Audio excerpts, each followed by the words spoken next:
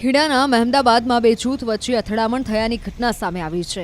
શહેરના ઢાંકણીવાડા વિસ્તારમાં પતંગ કપાવાના કારણે બે જૂથ વચ્ચે અથડામણ થઈ હતી।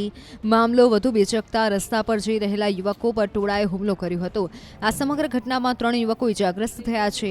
ઉલ્લેખનીય છે કે ઉશ્કેરાયેલા ટોળાએ વાહનમાં પણ તોડફોડ કરી હતી।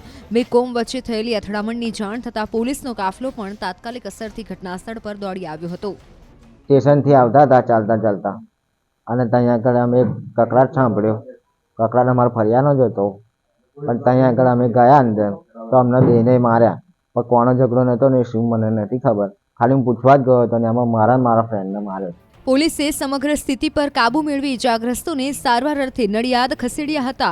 ધારાસભ્ય અર્જુનસિંહ ચૌહાણને સમગ્ર ઘટના અંગે જાણ થતાં તેઓ પણ ઇજાગ્રસ્તોને મળવા પહોંચ્યા હતા। ઇજાગ્રસ્ત યુવાનોએ પાઇપ ઉપરાંત તલવાર વડે હુમલો કર્યાનો આક્ષેપ કર્યો છે। સમગ્ર મામલે પોલીસે વધુ તપાસ હાથ ધરી છે।